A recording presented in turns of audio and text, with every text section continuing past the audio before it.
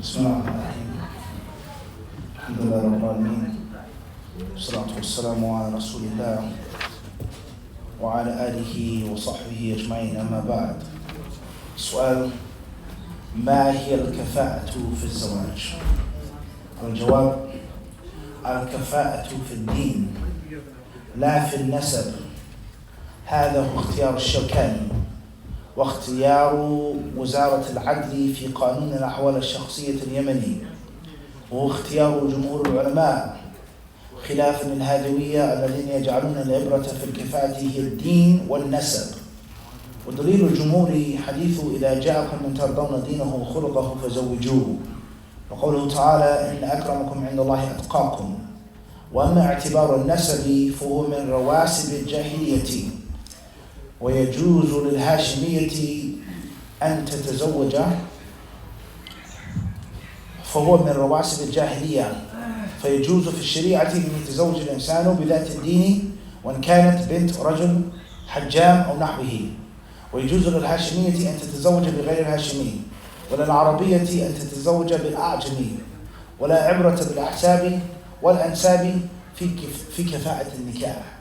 Question says, what is compatibility in marriage? What is kafa'a?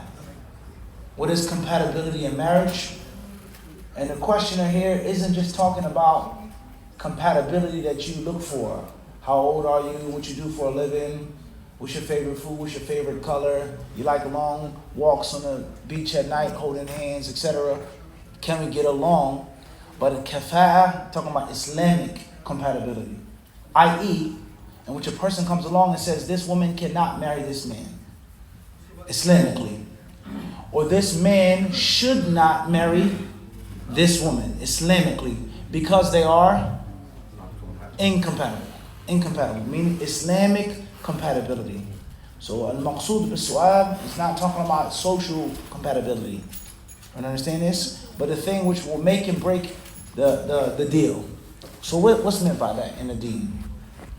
Answer says, al-kifa'a, it says compatibility in the deen isn't pertaining to lineage.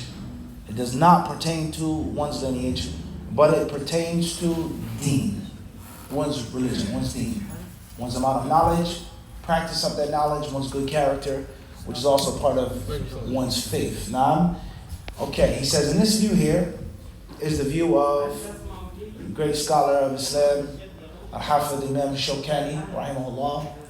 And it is also the view, he says, Wazaratul Adl. He says the Ministry of Justice with regards to civil affairs. I mean, in his country when he was alive, in Yemen. So he's saying in the courtrooms in Yemen during this time, if a Yemeni man went to marry a non-Yemeni woman or the opposite, it would be tunaffaf. It would be legal. That's the view, and obviously he's showing the connection between that civil system and the deen. Everyone understand this? And I'm sure many other Islamic or Muslim or Arab countries are like that as well, and non-Arab Muslim countries, in which there is an inseparable connection between the courts and the ulama and the fuqaha of that country, and it's still something that remains of goodness, even with the other secular problems. But in the courtroom, the courthouses, there's still what? ما زال هناك ارتباط بين المحاكم وبين الفقه الإسلامي, the madhab of that country. You find it in many countries. I'm sure in Bangladesh, this issue, that issue, but they still have the Hanafi scholars with regards to what can and cannot be done, this birth certificate, this death certificate, so on and so forth. So he says in Yemen, those scholars there, they have the view is that compatibility is concerning religion and it is not concerning lineage. Thirdly, he says, وَاخْتِيَارُ جُمْهُورُ الْعُلَمَاءِ. He says, and it is the view of most of the jurists, most of the fuqaha, not all of them, but most of them. So most of the ulama, according to this fatwa, say is that compatibility is only in deen. So those who say Shafi'i, Hanafi, Maliki, Hanbali, he says jumhur ulama, most of them. And I myself, I've witnessed, when I mention any names, I've witnessed brothers say the exact opposite. And I witnessed a brother say, there was a man trying to marry another woman, they were from two different races. And the man said, I will make an exception for you because of the hadith of Usama ibn Zayd. And if that wasn't for that, then it would be haram for you to marry her. Because you're a black American and she's from this country. But however, you're good. We'll make an exception. And this person claimed to be a person of in madhabs. Fatwa then states, and this is in contrast to one group of scholars who are called the Hadawites, Hadawiyya. Right? Are there only 4 schools? Does a person's aqidah have an impact upon his school of thought, such as Shia? If a person happens to be a Shiite, does that mean that his fiqh opinion no longer matters? If you have a baf, okay, what's meant by that? Just because a person has some type of other strand, does that mean that he can affect ijma' or not? Everyone understand this with regards to the 4 schools. So this other group of scholars here, they say is that the 2 things that are needed for there to be Islamic compatibility. And that is nasab, genealogy, and deen. So if he's a kafir from the same tribe, no. If he's a Muslim from a different tribe or race or whatever, then they also say?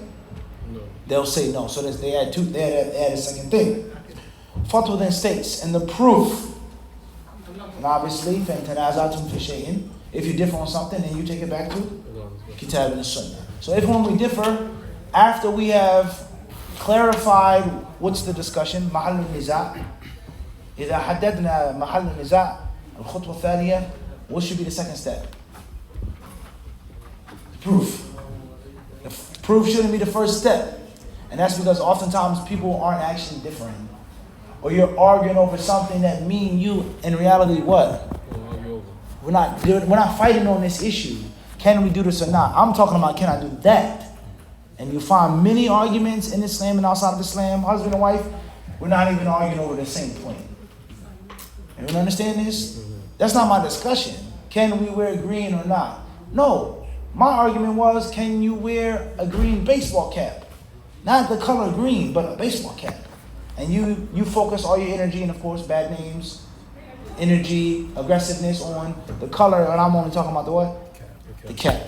So, tahdeedu mahallu niza. What is the difference? Then, why? What's the proof?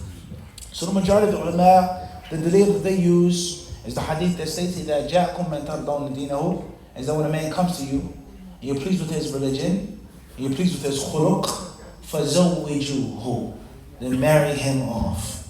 Someone comes to you for your daughter or your sister or any woman that you're in charge of, and he has a good deen and has good character, you should marry him off, regardless whether he's from your clan or your borough or your family or your race, etc. Until the end of the hadith. And if you don't do, there will be fitna and fasadun kabir. Great mischief and mayhem among the people if you prevent someone from getting married for the wrong reasons. Alright. وَقَوْلُهُ تَعَالَى, and another proof that they use, إِنَّ أَكْرَمَكُمْ عِنْدَ اللَّهِ أَتْقَاكُمْ. Allah's statement in Surah Al-Hujurat, the noblest of you to Allah is he who has the most taqwa. إِنَّ أَكْرَمَكُمْ عِنْدَ اللَّهِ أَتْقَاكُمْ. Best of you is he who has the most piety, the most fear of Allah subhanahu wa ta'ala. He says, as far as considering genealogy to be a condition of compatibility, فَهُوَ مِنْ رَوَاسِبِ الْجَاهِلِيَّةِ. He says that's from the leftovers of the pre-Islamic days of ignorance. There are things that remain that haven't yet been removed 100%. It's a stain, it's rust, it's crumbs from the Jahiliyyah period. Think about that now. People focusing on that and considering that is something that they still haven't what? Fully cleansed themselves from, he says. So therefore, it is lawful in the Sharia for a man who's very pious and يتزوج الإنسان بذات الدين, to marry a religious woman, okay, when كانت بنت رجل حجام, if a person has a lowly job, if a person is a person who deals with the garbage or something low, right, of low-born, low lineage, etc. ويجوز للهاشمية, And a Hashemite woman can marry someone, a man who isn't a Hashemite, and so on and so forth. And Arabiya can marry an Ajami, man who isn't Arabian, so on and so forth. It's all lawful. وَلَا عِبْرَةَ. He says, and there's no consideration بِالْأَحْسَابِ وَالْأَنْسَابِ. One's background, one's lineage, one's genealogy, none of that matters in front of the deen with regards to can or cannot get married. This fatwa is given by Shaykh Mufti Qadi Muhammad ibn Ismail al-Umrani. May Allah have mercy upon his soul. Many things to pay attention to. Common sense. If there is someone from your race, from your tribe, from your clan, who has good deen, good character, why not? Wouldn't that be even better? But that's not, once again, the problem. The problem is when your daughter or son wants someone that has good deen and khuluq, and the only reason why you say no is they're not from Brooklyn, or they're not from Yemen or Bangladesh or Guyana or Pakistan or whatever the thing that separates us. That's the mushkila. So of course a woman is going to say, I want you to marry a girl from Bangladesh. She's familiar with our foods, our culture, our custom. That's better. But we know in life, especially in this melting pot, the United States, UK, you're not just around people from one race and one tribe. I go to college with 10 different nationalities, 20 nationalities. So it's nothing but a matter of time before a man from here falls in love with. That's common sense. Most Muslim parents they can't see that far, unfortunately. All right, so hopefully this will help. Wallahu ta'ala alam.